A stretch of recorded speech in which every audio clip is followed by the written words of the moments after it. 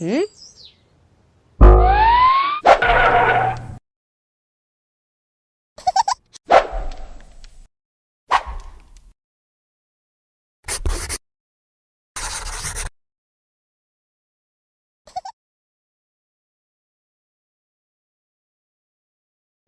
Everyone, welcome back to Gyanas channel. तर खूप जणांची भरपूर रिक्वेस्ट होती की ज्ञानाचं तुम्ही ट्रॅव्हलिंगच्या टाइमला फीड कसं मॅनेज करतात, त्याची बॅकपॅक कसे करतात त्याचा एक व्लॉग घेऊन या. तर या व्लॉगमध्ये तुम्हाला ते सगळं काही दिसणार आहे, सगळे काही डाऊट्स क्लिअर होणार आहे. तर विथ रिस्पेक्ट टू फीड त्याच्याबद्दल बोललं तर ज्ञाना is completely on breast feeding because तिला अजून 6 मंथ्स झालेले नाही आहे. आता 21st ती she will be turning 5 months old. तर ती ब्रेस्ट फीडिंगवरती आहे. तर मी मोस्ट प्रोबेबली म्हणजे ट्रॅव्हलिंगच्या वेळेस मोस्टली पंप करते आणि मग ते लेटर ऑन ते यूज करते, किंवा कार वगैरेमध्ये असलं तर मी तिला फीड करते. आणि त्यातून सुद्धा तिची कधी भूक भागली नाही तर we do use formula milk, आणि ते पण डॉक्टरकडून रिकमेंड केलेलं आहे. सो तुम्ही सुद्धा तुमच्या डॉक्टरला विचारून घेऊ शकता जे काही तुमच्या बेबीजला पाहिजे, म्हणजे जो मिल्क सुटेबल असेल ते. सो तुम्ही तुमच्या डॉक्टरला विचारू शकता की कोणता मिल्क फॉर्म्युला मिल्क तुमच्या बेबीजला सुटेबल आहे, आणि अकॉर्डिंगली तुम्ही चालू करू शकता. इफ ॲट ऑल ब्रेस्ट फिडिंगचं मिल्क सफिशियंट नसेल तर. ज्ञानाची भूक खूप मोठी आहे त्यामुळे formula milk at times we use, जर तिची भूक भागली नसेल तर ट्रॅव्हलिंगच्या वेळेस, ऑरल्स नाही ती completely she is on breast feeding होती. आणि with respect to bag, so आम्ही चाललो आहोत 5 days ट्रिपला. तर अकॉर्डिंगली मी तसे तिचं बॅग सगळं पॅकिंग केलेलं आहे. 5 daysमध्ये मला काय एसेन्शियल गोष्टी वाटतात ते. आणि जिथे पण आम्ही चाललो ते आहे गोवा चाललो, तर थोडं बीची एरिया आहे आणि आता मार्च आहे तर थोडी गरमी आहे. तर मी अकॉर्डिंगली तिच्यानुसार कपडे सगळे पॅक केलेले आहेत. 5 daysच्या ट्रिपला चाललेलो आहोत. तर त्यासाठी एवढं सगळं ज्ञानाची पॅकिंग झालेली आहे. तरी मला वाटतं या ट्रिपला खूप कमी आहे कम्पॅरेटिव्हली ज्या पहिल्या ट्रिप्सला आम्ही गेलो तेव्हा. बिकॉज त्यावेळेस थंडी होती तर थंडीचे कपडे भरपूर असतात आणि ज्ञाना पण लहान होती. सो तिला ते स्वेडल वगैरे मी ऑलमोस्ट 4 monthsपर्यंत तिला स्वेडल करत होती. आता आम्ही महाबळेश्वरला गेलो तेव्हा तिची थोडी स्वेडलची रात्री स्वेडल करणं, झोपण्याच्या वेळेस तिला स्वेडलिंग लागायचं. तो आता ती कमी झालेली आहे. फक्त आता मॉर्निंगलाच तिला स्वेडल लागतं जेव्हा ती बाथ करून झोपते तेव्हा. तर स्वेडल वगैरे कमी झालेले आहेत त्यामुळे कमी गोष्टी आलेल्या. एनिवेज, सो 5 daysच्या ट्रिपला चाललेली आहे.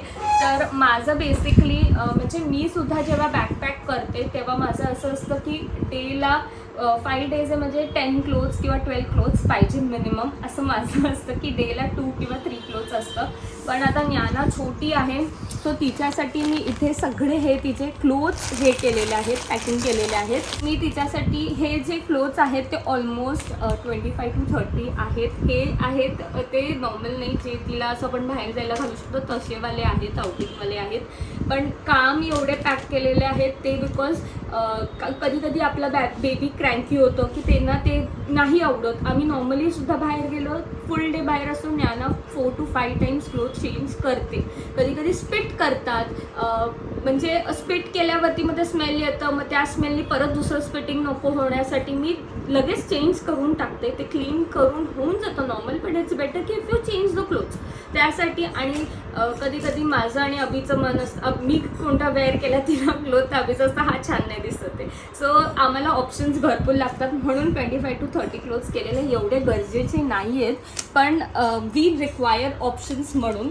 आणि दुसरं या साईडला जे मी पॅक केलं आहे त्याच्यामध्ये गोवा म्हटलं की गरमीचं आहे. समज आम्ही विला घेतला आहे तर तिथेच असू, घरातल्या घरात असू, तर तिचे जे डेली वेअरचे सॉफ्ट क्लोथ आहेत ते मी इथे पॅक केलेले आहेत, जे की म्हणजे त्यात ती कोझी असेल, व्यवस्थित असेल. आणि सेकंडली इम्पॉर्टंट गोष्ट मी जी घेतलेली आहे, सो फुल टाईम आपण आपल्या बेबीला बाहेर गेल्यावरती डायपरमध्ये नाही ठेवू शकत. सो हे जे आहे ते वॉटरप्रूफ नॅपीजसारखं आहे. सो हे मी कॅरी केले. हे इझिली तुम्ही वॉश करून बाहेर सुकवत घातलं की ते छानपैकी पटकन सुकून परत रियूज तुम्ही करू शकतात. तर आणि मेन काय वॉटरप्रूफ आहे आणि सुकून पण जातं. हे तुम्हाला फर्स्ट ट्रायवरती मिळून जाईल इझिली. हे त्याचे नॉर्मल क्लोथ्स आहेत याच्यामध्ये. आणि हे तर नॅपकिन्स असे भरती होते ते. प्लस मी तिला हे नॉर्मल क्लोथ आहे ज्यांनी समज मला असं तिला पुसायचं वगैरे असेल, कुठे, तर ते त्याच्यासाठी मी घेतला आहे. हा सिम्पल असा पाऊच यूज क्लोथ्स वगैरे टाकायला.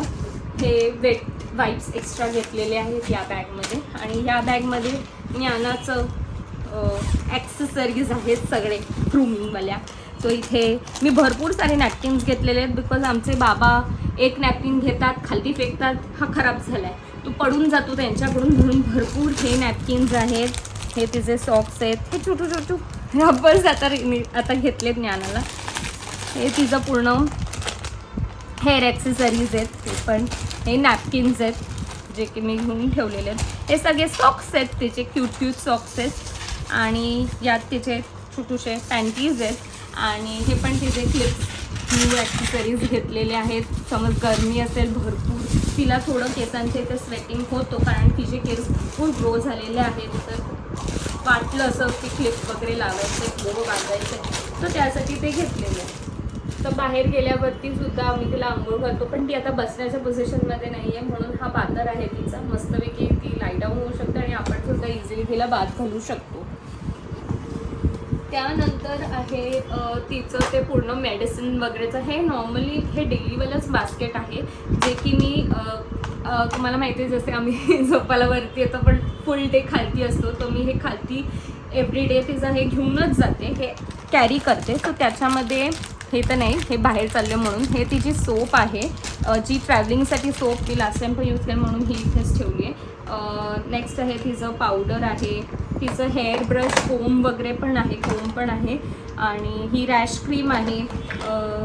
बाकी तिचे मेडिसिन्स आहेत. नेल कटर पण घेतलेलं आहे, बिकॉज 5 days चालू आहेत, काय यू नेव्हर नो, एक्स्ट्रा असलेलं बरं. तिची टिकली आहे आणि बाकी मेडिसिन्स आहे. मॉइश्चरायझर आहे. आणि हे पण इम्पॉर्टंट मला कधी कधी वाटतं की बाहेर कुठे गेलो तर तिथे मॉस्किटोज वगैरे असतील तर तुम्ही तिच्या आजूबाजूच्या एरियाजमध्ये लावू शकतात, म्हणजे बेडच्या वगैरे. सो हे पण गरजेचं आहे असं मला वाटतं. सो हे माझ्या बास्केटमध्ये नेहमी असतंच. बाकीचे तिचे मेडिसिन्स आहेत. मेडिसिन्स म्हटलं की सर्दीचे, खोकलाचे, ताप येतं त्याचं, विटॅमिन D3 आपण जो देतो डेलीवाला डोस, ते वाले मेडिसिन्स आहेत याच्यात. सो बास्केट तशीच्या तशीच. सो नेक्स्ट जे आहे त्याच्यामध्ये तिला मी तिचे जे पॅकिंग केलेले आहेत, सो तिला डायपर्स घेतलेले आहेत.